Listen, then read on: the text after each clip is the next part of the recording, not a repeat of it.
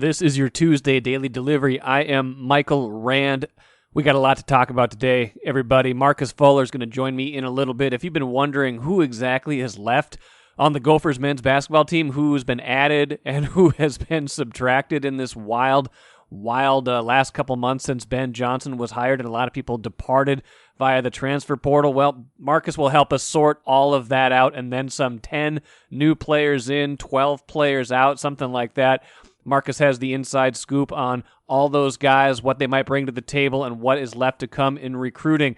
Also got some thoughts on Ben Simmons and how the Wolves could construct a possible trade for him, and should they want him. A lot of that dependent on what happens Tuesday night in the lottery drawing. But first, what did I miss? Well, I stayed up for it. I don't know if everybody else did. A few of you probably did because I saw you on Twitter. If you didn't stay up, I don't blame you. You would have missed the longest game in Major League Baseball this season. Twins, however, prevail 7-5 in extra innings over the Reds, and the unlikeliest of heroes. We've done a fair amount of ripping on this podcast of Miguel Sano and Matt Shoemaker at various points. Not even so much just, harsh language, just harsh statistics. Both guys just having really poor seasons.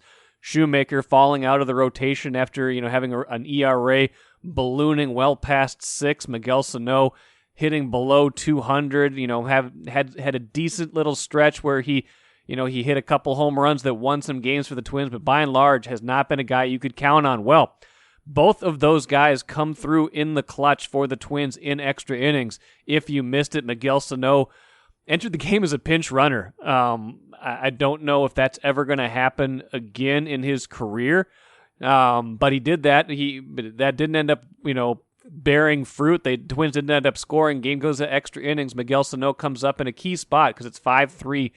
Cincinnati's taken a 5-3 lead already in the 10th off of Jorge Alcala. Luis Arias starts the inning with a double. Free runner scores. It's 5-4. Miguel Sano up with the runner on second and nobody out. You're thinking, coming in cold to this game, what is he going to bring to the table? Miguel Sano having a really poor season, having a lot of poor at-bats, but that at-bat was different. He fouled off a few pitches. He looked like he had a plan, and he got a pitch he could handle, hit a sharp line drive to left, through the hole in left field, advanced Arias to third where he could score a little bit later on Trevor Larnach's sacrifice fly. So 5-5. That score continues. Matt Shoemaker comes into the game to pitch the 10th. Twitter is apoplectic. They're like, what is going on here? This can't be happening. We can't have Matt Shoemaker in this game. Actually comes in to pitch the 11th. My mistake. Comes in to pitch the 11th inning of that game and pitches a clean inning. And you're thinking, okay, well, that can't possibly happen again. Well, the Twins don't score. He has to do it again, and he does it again. 2 scoreless innings in extra innings is very difficult with that free runner starting on second base. But Matt Shoemaker did that, got the Twins to the bottom of the 12th, still tied 5-5. Sano comes up again, runner on third, 1 out. Again, has a good plan, doesn't chase, gets the count in his favor, gets a pitch he can handle, launches a home run to left, walk-off 7-5. Now, we've talked a lot on this podcast about moments, right? About, finding some joy within the season. This is 5 wins in a row now for the Twins. They got to play again about 12 hours after they play this game. Noon start on Tuesday, but then, they get almost like a 48-hour break while at home. Their next game isn't until Thursday against Cleveland. That game starts a stretch of 25 in a row against the division, 10 of those against the White Sox, and that'll take them all the way up almost to the trade deadline. So right there is your chance. That's your gasp. That's your opportunity to say, we're still in this thing somehow, some way. If you can pile another win on Tuesday, then that's 6 in a row going into a 4-game series with Cleveland. Then you got a whole bunch with Chicago. You got a bunch with Detroit in there too, some winnable games, but the Chicago one's really going to tell a story. You're still way back in that double-digit deficit in that race. If you can make up some ground in those 10 games, maybe, just maybe, something's possible. But really, that's going to define whether this season is going to get kind of interesting or whether it's going to be a fire sale at the end of the year. But to get there, they have to win some games along the way. They've done that lately. 2 unlikely heroes, Miguel Sano and Matt Shoemaker, carrying the load on Monday night. And they're going to need more of that, frankly, from guys like that, with the terrible news that Byron Buxton, 3 games back from his injury, broken left hand after getting hit by a pitch in Monday night's game. No timetable exactly for how long that will take, but you can imagine he'll be out for a while at least. Just terrible luck for Byron Buxton and the Twins this season. But that said, you know what? It's more guys have to step up, just like Miguel Sano and Matt Shoemaker did in this game Monday. Enjoy your money your way when you switch to Royal Credit Union. You can pay friends and family for free, deposit checks on the go, and even get alerts about your account sent in real time. Stop in and open your account today or get started at rcu.org/yourway. Insured by NCUA. Happy to be joined today by Marcus Fuller. Does a great job covering college basketball for the Star Tribune. Marcus, you had something in Sunday's paper that really kind of brought into definition just how different the Gophers men's basketball roster is going to be. And, we kind of had this, the flurry of almost daily movement of players in and out with the transfer portal, 12 players off of last year's roster, 10 players coming in. But having that all in one place felt very helpful to me. And so I wanted to have you on today to, kind of give a little bit more of a breakdown of how do these new players fit in? What are they missing with some of the guys that transferred, things like that? So, first off, hope you're having a good summer, and then the, recruiting is in full swing. So thanks for joining today. Yeah, no problem. Hope you had a happy Father's Day. Yeah, you too. Thanks, Marcus. I know we're both in full dad mode. Your piece. Let's start with some of the new guys. We're sure. Less familiar with them, even though these are the ones coming in. You kind of basically is framed as get to know them. It's basically an all new team almost. So Isaiah Enan, the one returning player, but maybe from your perspective, you have 10 of them listed here. Is there a way to, kind of classify them in terms of, who of these guys do you deem, players that might play more prominent roles, this upcoming season? Maybe we can start with some of those guys. Yeah. Could you tell I was stalling a little bit trying to talk about Father's Day so that I can kind of do a little bit more research on these guys? Every little bit of research helps, but you've done some on these guys already. So I mean, obviously when each of these guys, when they committed, we did stories on them, and then they ended up signing during the spring and summer, early summer. So, we know their background a little bit. The first recruit to join Ben Johnson's, new team was Jamison Battle, De La Salle kid. I think he's the one people are most familiar with because, he was a great player, De La Salle.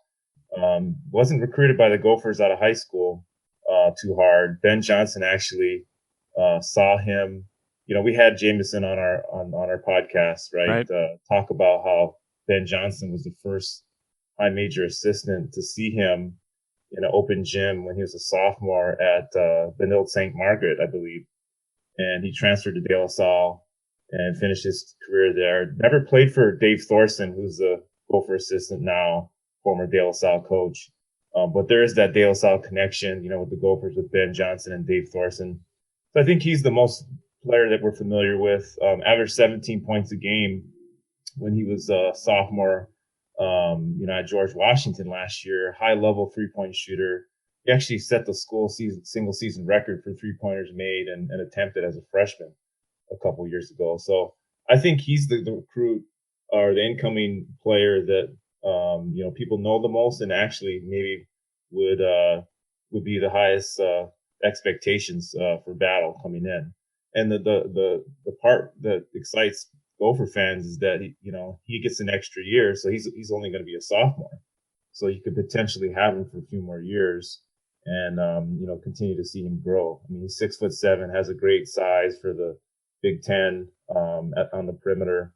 And, the lack of depth in the front court in this roster, you could see him playing a small ball four-man role, maybe even some center sometimes, because he's a bigger kid at 230 strong. So I'd like to see him, play, multiple positions. I think Ben would like to see him play multiple positions. But moving forward, if you look at the rest of the roster, if I'm just going by, when they committed to the Gophers, shortly after Jamison committed, in April, you saw Luke Lowy and EJ Stevens commit on the same day. They're two grad transfer guards from William and Mary and Lafayette, respectively. And, they had a lot of experience. Luke Lowy had 80 starts in 3 seasons. In fact, he started every game in the last few years since his sophomore year. And EJ Stevens really improved every year since he's been here, from 7 points a game. I'm sorry, since he was at Lafayette, he improved every year. He improved from his sophomore year, averaging 7 points a game, to last season. He averaged 16 points a game at Lafayette. And I think Luke Lowy has a chance to play some point guard for this team. It's a role that obviously that's open with Marcus Carr leaving for the NBA draft and not having Mashburn back, Jamal Mashburn Jr. Another kid, and I'm going to skip here as far as the order of commitments, but Peyton Willis is another player that Gopher fans would be familiar with. He played here a couple years ago. Very familiar with his past as far as his relationship with Eric Curry, a former big man who had a lot of injury issues, but he's going to be back this year as a grad assistant. And Peyton Willis and Luke Lowy, I think you'll see play a lot of point guard and fill that role. So, I'll go through a few of these other guys, but, I think that the point guard role, and obviously Jamison Battle being a ready-made shooter and a high-level scorer, I think those 3 guys are 3 of the most important pickups for Ben Johnson. And, like I said, we had Jamison on the podcast, and he was a really good kid, and he knows what the expectations are for Minnesota talent, right? And he's coming in here right as a Minnesota kid, and he knows what it's like to have to play for in front of Gopher fans and in front of Minnesota fans. In just looking at the list, I mean, there's intriguing names on it, but not a lot of guys that are coming from, high major, even not a lot of necessarily mid major. How do you think that translates? Someone like you said, like a Luke Lowy coming from William and Mary, or EJ Stevens from Lafayette. I mean, those are schools that by and large are coming from, one bid conferences, probably in a lot of cases. Like, how do you try to gauge someone who has excelled in that conference and, has some ages, maybe both of those guys are seniors, so they've got some experience too. How do you think that translates to, the Big Ten, and how do you think that'll work out? I think the guard position is one where you can definitely expect, there'd be a lesser transition than a post player. And Brandon Johnson last year as a senior, and he was a high-level productive player at Western Michigan. It took him toward the end of the season to really, get his feet wet and kind of feel comfortable with the size, strength, and physicality of the Big Ten. And he ended up being a pretty productive player. The same with Liam Robbins. Earlier in the season, he was dealing with an injury, and so was Brandon Johnson. But I think both of those guys, it took them a while to get used to a high level of physicality, size, and even really defensively having to defend some of the posts in the Big Ten, which are some of the best in the country. I think for the guards, it might, like I said, be easier transition. Obviously, the speed and athleticism is different, but these 2 guys, actually 3 guys, if you include Peyton Willis in that mix, and Sean Sutherland is a transfer from New Hampshire. All 4 of these guys are bigger guards. Luke Lowy is 6'4", EJ Stevens 6'4", Sean Sutherland is 6'5", and Peyton Willis is 6'4", almost 6'5". So all these guys are bigger guards. Again, you talked about them being seniors. So as far as their bodies, they're college ready, Big Ten, ready. Peyton Willis already played in the Big Ten. One of his best games as a Gopher 2 years ago was against Wisconsin, had 20 points, and they beat Wisconsin at home. So I think all these guys, the guard wise, I think they'll be able to make a transition a little bit easier than the front court players will. I think the fact that a lot of them have scored at a high level at their respective schools, that bodes well shooting the ball. I think this team really needs some outside shooting. I think they'll have a little trouble is on the defensive side. And, obviously last year, the Gophers, when they were struggling to shoot, they had to hang their hat on defense, whether it was Liam Robbins shot blocking or Gabe Kalsher or other guys stepping in and helping them defend. So I think defensively, this team cannot compete until those guards, figure out how to defend at the high major level. I think they're going to be able to shoot the ball that translates, whether it's low Division I, mid major, or high major. I think they'll be able to shoot the ball, but can they defend? Can they get to the basket and finish over taller, more athletic players? So again, I mentioned a guy we didn't, talk about in the opening, Sean Sutherland. He actually is not completely cleared to start off summer practice. He missed all of last season with a torn labrum injury. And, the good thing is he's doing a lot now. He's just not, they're trying to keep it safe with him for the summer, at least the early part of the summer. And, but he's a player that can play a lot of positions too, multiple positions. He played point guard some in New Hampshire. He was also their best rebounder at 6'5". He led the American East Conference in double doubles and averaged nearly 9 rebounds 2 seasons ago before he got hurt. So I think that the perimeter is definitely where the strength of this team is. The tough part is they don't really have a true point guard. And when I say true point guard, a lot of people are like, well, this day and age, is there really any true point guards? Most of them are scoring point guards. Well, I think what I'm talking about is more primary ball handlers. Right. A lot of these guys have played off the ball for most of their career. And I think that, you're going to need one of these guys to bring the ball up under pressure and just kind of put the team in their offense. And I think Peyton Willis at least has that experience at a high major level playing at Vanderbilt and the Gophers previously. And so you'll probably see him do a lot of that early on. You got one incoming freshman here, Trayton Thompson, center from prep school in Indiana. A couple other guys you mentioned here. One of them a freshman guard coming in from Indian River State College. And then I think the only other player we didn't mention was a Parker Fox, who's injured. We don't know if we'll see him this year. And Charlie Daniels coming from Stephen F. Austin could play, maybe some center, some forward. But any of those guys, maybe the incoming guy, Trayton Thompson, what should we expect from him this year? Well, Trayton's their only true center on the roster. And when I say true center, I mean because of his height. Right. At 6'11". Trayton's actually more of a natural power forward. Sure. Ben Johnson talked about in the first week of practice that he was one of their best shooters, actually, in workouts at 6'11". And that's really where Trayton right now, he loves to play facing the basket. In AAU last year for D1 Minnesota, he was a high-level shooter and really good AAU competition, shot blocker. At prep school was where he really had to play against some of the best competition in the country. You'll see guys that he played against playing for some of the best schools in the country, and then also some of them, future NBA players. So he was tested, and I think he knows what it's like to battle against the best. I think once he puts on some weight, you're going to see him contribute quite a bit more in the paint. He talked about wanting to gain about 20 pounds before he starts his freshman year. Even that will still put him on the lighter end, having to play inside in the Big Ten. And that's why they need Charlie Daniels. He's a transfer from, some of these guys, they're all from all over the place, but Charlie Daniels from Stephen F. Austin.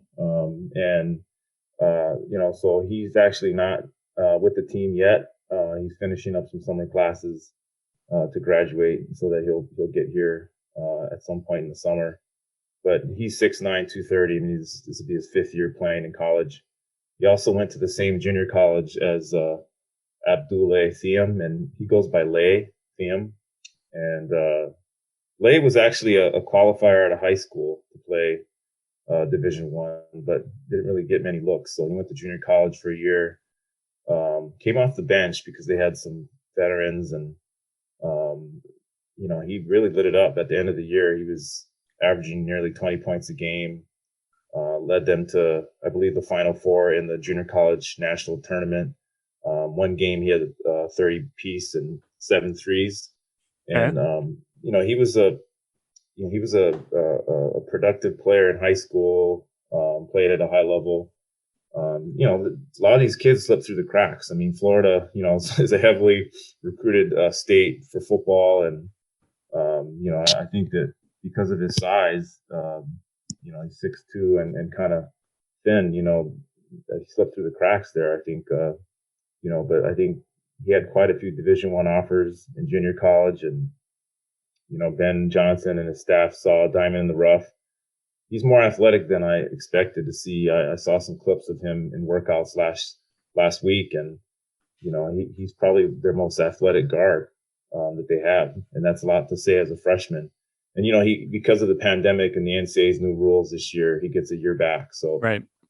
He'll be a freshman, and it'll be interesting to see how they develop him and Trayton Thompson this year, because they don't really need that much help at the guard position, but Trayton's going to have to play.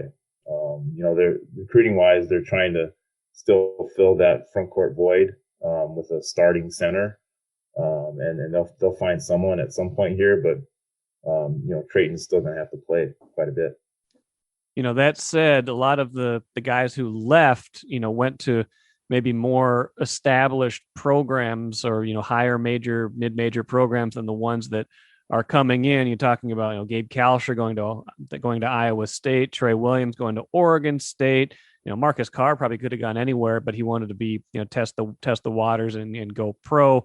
Liam Robbins at Vanderbilt, Booth Gotch, Utah, Brandon Johnson, DePaul. I mean, those are some guys that, obviously other programs felt pretty good about. I guess, who would you say is the biggest departure out of that group? And B, were there any surprises to you, if not Ben Johnson, who I saw quoted in your story as saying, he wasn't really necessarily surprised that this happened this year? Yeah, I mean, you talked about the story, and I appreciate Ben being open and honest about it. But when you look at the roster, I talked to athletic director Mark Coyle about this before he hired Ben Johnson. After he fired Pitino, I asked him, this is a roster that at one point in the season was a top 25 team, and they had beaten 5 ranked opponents, including, Michigan and Ohio State and Iowa, all tournament teams. And so if you look at the roster coming back, you have one player left from that team that really didn't play much, and so if you look at it, you mentioned the guys. So last year, Liam Robbins and Gabe Kalsher were hurt for the last 7 games, and that's when they really collapsed. But if you look at the starting lineup when they were beating ranked opponents, you had Marcus Carr, you had Gabe Kalsher, you had Brandon Johnson, Liam Robbins. So, that's 4 starters, that we're talking about of a top 25 team. And I think Liam Robbins, if you look at those high level wins, whether it's Michigan, whether it was Iowa, Michigan State, I mean, he was the most consistent player. I mean, Marcus Carr obviously was all Big Ten and All American candidate at one point, but Liam Robbins is the player that took this team over the top. He's the one who had to guard the big men that were some of the best in the country. He was the one that really was the only other offense consistently other than Marcus Carr, and so I think Robbins, was the most likely to come back and play. Well, actually, obviously, he's going to be back in college and playing.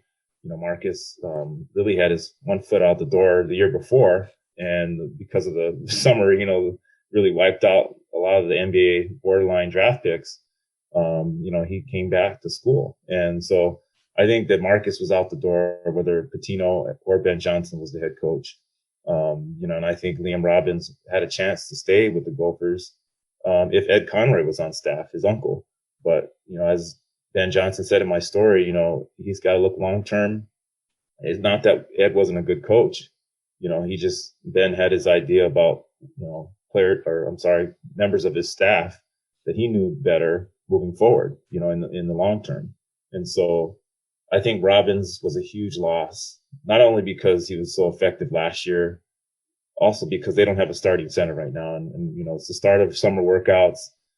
There's really not a lot to choose from, but there's a couple out there that, they've been talking to for a while. I've written about North Carolina transfer Sterling Manley, who's looks the part at 7 feet, 250 pounds, 7'4" wingspan. He's been in some pre-draft combines and done really well. And, there's a lot of guys that play 4 years in college at a high level and don't get the looks that he's getting right now from overseas teams and potentially NBA G League. And so he has a decision to make soon on whether he's going to come back to school. The part with him is that most of his career was injured. Tough knee injury that he had, missed one season, and last year only played 3 games. He's healthy now. And so he has to think about, okay, as a healthy player and I'm playing at high level, should I take the jump to professional level or should I come back to college and prove and be the player that everybody thought I could be? If he comes back to college, I do think he's a Gopher. But again, he's done well in these pre-draft combines, and he has a decision to make. There's other big men out there. Stephon Mitchell's one, a Shakopee native that went to Boston College and was the starter there. Really good rebounder, has expanded his game a little bit. He's also an early entry into the NBA draft, but I believe he's going back to school. July 7th is the date that all of these early entries, including Marcus Carr, will have to decide if they're going to stay in the NBA draft or go back to college. And I think by then we'll know, about some of these big men the Gophers are after. And we'll also probably figure out if they can't get one of these guys, they'll find someone else. Good stuff, Marcus. Should be an interesting year. I mean, just so many new faces. I mean, interesting around college basketball, just the portal. We've talked about this on a couple of different podcasts, just changing everything that they're up to right now. And maybe we can just kind of finish the idea of, they did some in-person recruiting. They've been doing face-to-face. We talked about that the last time you were on, but any updates there? Anybody that they kind of have their eye on for, non-portal, traditional recruiting, so to speak? Yeah, is that still happening? I guess it is. It seems like it. A lot of coaches I talked to said, I'm not even going on the road this year. I'm just going to sit at home and look at the transfer portal. But no, I think that it's exciting, right? To get back to normal recruiting for them. On last weekend, there was a showcase in town that the Minnesota Basketball Association put together, and it was pretty much who's who of Minnesota talent. Ben Johnson and his staff were there. Shaka Smart from Marquette now, and a lot of head coaches were in town to watch these Minnesota players. And out of the camp, Pharrell Payne from Cottage Grove Park ended up getting a Gophers offer. He's a 6'9" kid, a 2022 kid, so he'll be making a decision here in the fall to play. And it's crazy. Just he's the 6th player to get a Gopher offer from Ben Johnson. And, I think you'll continue to see more high school players out of this 2022 class potentially get offers. There's a lot of high major talent in that class of 2022. And it's a critical class for Ben Johnson. He needs to get maybe a couple of these players to start off the local recruiting because he's really, really talked about how important that is coming in. Good stuff, Marcus. We'll do this again because I'm sure this is going to be an eventful summer for you and Ben Johnson and the Gophers. Thanks so much for joining Daily Delivery today. And you promise next time we talk, we'll have a recruit, not just targets, right? I can't promise that, but maybe Ben Johnson, maybe I'll talk to him and his staff and they'll guarantee that. All right. Thanks, Marcus. Take care. Let's end with the cooler, bit of an extended cooler today, talking Timberwolves and Ben Simmons. A couple points because I wrote about this on Monday. Ben Simmons' awful playoff series against Atlanta made everybody think maybe he's going to get traded. He certainly could be. Timberwolves should be in that mix, I think. Some of you say we don't want Ben Simmons after what we just saw. If you say that, you're foolish. That's crazy. You want Ben Simmons on your team, even if he's limited, even if the free throws aren't great. But you can win with a Ben Simmons with everything else he brings to the table. You want that on your team. You want that defense. You want that playmaking. He is a wrecking ball attacking the rim when he's going well. He will lead you to the playoffs, no doubt about it. That said, then it's a matter of what are you going to give up to get him if you're really going to get serious. And those of you who are saying Malik Beasley, that's not going to be nearly enough. A deal where he's the key asset, not even close to getting a deal done. So we're talking about either Malik Beasley and another young asset. We're talking about D'Angelo Russell, perhaps, and another asset. We're talking maybe, just maybe, about that top 3 protected pick. And that's the one that's really in question because there's only a 27.6% chance they're going to keep that pick in the lottery drawing Tuesday night. Now, if they do, that becomes a real asset. That becomes a chip if you really want to get into the Ben Simmons sweepstakes.